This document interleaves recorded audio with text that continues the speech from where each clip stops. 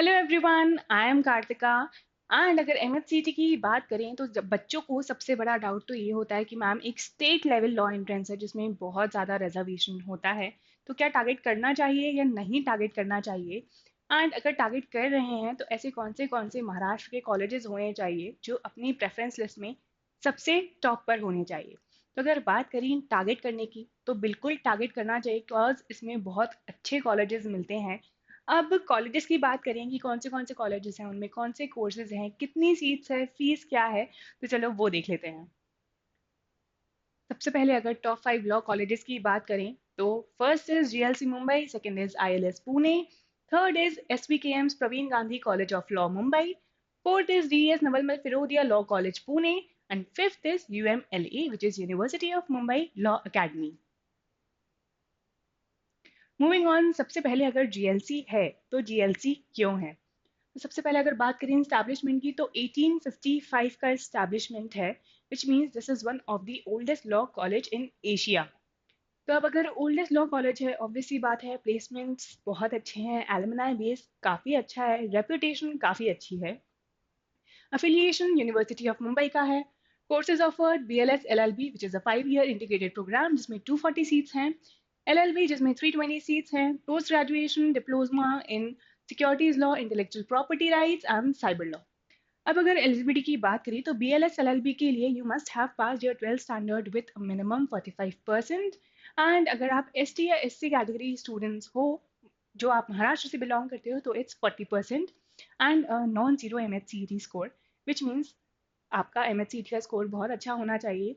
अगर G L C की बात करें तो इसका कट ऑफ बहुत हाई जाता है, और इस बार तो पेपर पैटर्न भी चेंज हो गया है, 150 की जगह 120 क्वेश्चन हैं, तो एटलीस्ट 100+ मार्क्स टारगेट करना ही है। और अगर सीट्स में आप लोग को ये डाउट है कि मैम महाराष्ट्रियन कैंडिडेट्स के लिए कितनी है और नॉन महाराष्ट्रियन के लिए कितनी है, तो प्लीज़ ये डाउट अब मत पूछना, क्योंकि ये बाइफिकेशन कहीं भी नहीं दिया हुआ है।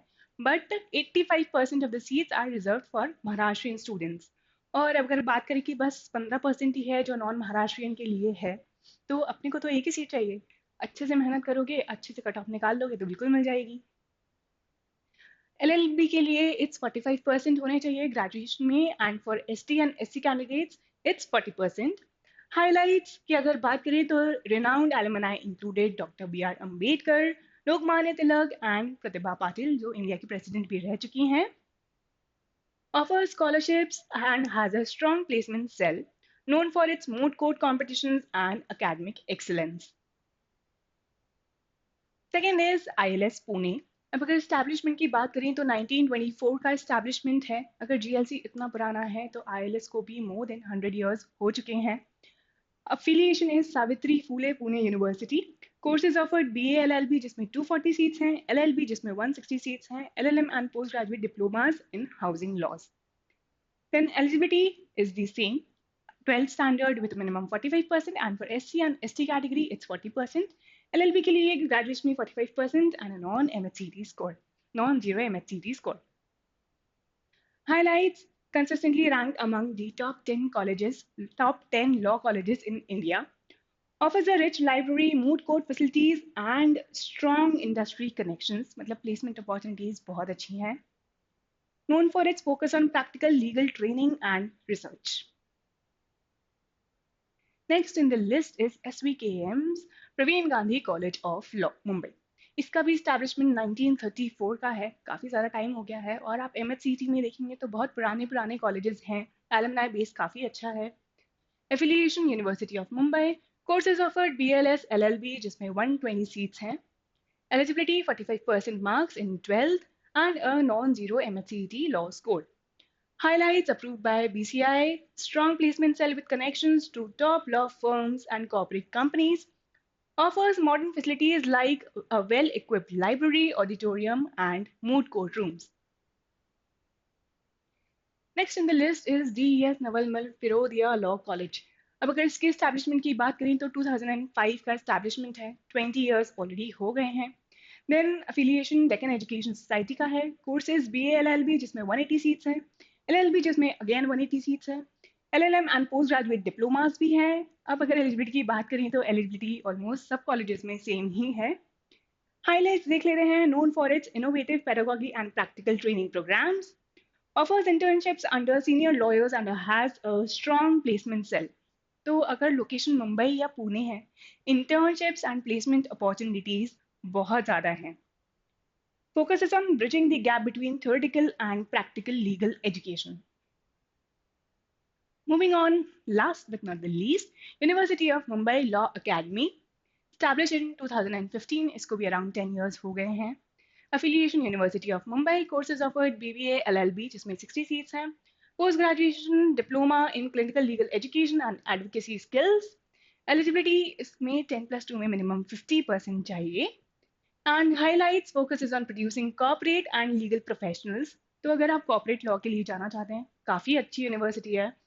उसके बाद offers a semester-wise fee structure and modern infrastructure. Strong emphasis on skill development and placement opportunities. जैसे मैंने पहले भी बताया था कि अगर लोकेशन मुंबई पुणे है तो प्लेसमेंट एंड इंटर्नशिप अपॉर्चुनिटीज बहुत ज़्यादा हैं.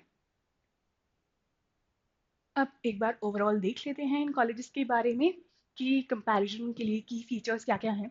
सबसे पहले अगर जीएल से मुंबई की बात करें तो सीट्स 240 हैं. Fees is 5,000 per year. Then highlights oldest law college in Asia, strong alumni network, excellent placements. ILS Pune की बात करें तो 240 seats, 10,000 per year fees है. Then top ranked practical training, strong industry connections. Then it's SBKM's Praveen Gandhi College of Law, 120 seats, 80,000 per year fees है, modern facilities, strong placement cell, BCI approved. ये सारे highlights हैं इस college के. Then it's Naval Mal Firodia, इसमें 180 seats हैं, 75,000 per year इसकी fees है. और अगर highlights की बात करें तो innovative pedagogy, internships, practical legal training. Last but not the least, UMLA जिसमें 60 seats हैं और अगर फीस की बात करें तो 2,46,000 अराउंड इसकी टोटल फीस है जो 5 साल की है. और highlights focus on corporate law, modern infrastructure and skill development. अब कॉलेजेस तो डिस्कस कर लिए, बट अब इनमें एडमिशन कैसे लेना है. तो अगर एडमिशन लेना है, सबसे पहली रिक्वायरमेंट है कि आपको MHCET लॉ के लिए अप्लाई करना पड़ेगा. अब उसका I guess structure, paper pattern आप सबको क्लियर है कि नेगेटिव मार्किंग नहीं है, 1 mark for every correct answer. अब 150 की जगह टोटल 120 क्वेश्चंस हैं, 5 सेक्शंस हैं. English, legal reasoning, logical reasoning, GK with current affairs and basic mathematics. अब अगर एग्जाम दे दिया तो उसके बाद क्या. एग्जाम के बाद होती है काउंसलिंग प्रोसेस स्टार्ट, जिसको बोलते हैं कैप. अब उसमें पार्टिसिपेट करने के लिए आपको अलग से फॉर्म भरना पड़ेगा एंड अपनी प्रेफरेंस लिस्ट भी भरनी पड़ेगी. उसके बाद कट ऑफ्स आते हैं एंड आपको कॉलेज बताया जाता है कि आपको कौन सा कॉलेज अलॉट हुआ है अकॉर्डिंग टू योर परसेंटाइल और रैंक. अब अगर कॉलेज पसंद का मिल गया है तो लॉक कर सकते हो सीट, और एल्स फ्लोट का ऑप्शन भी चूज कर सकते हो. अब why to choose these colleges.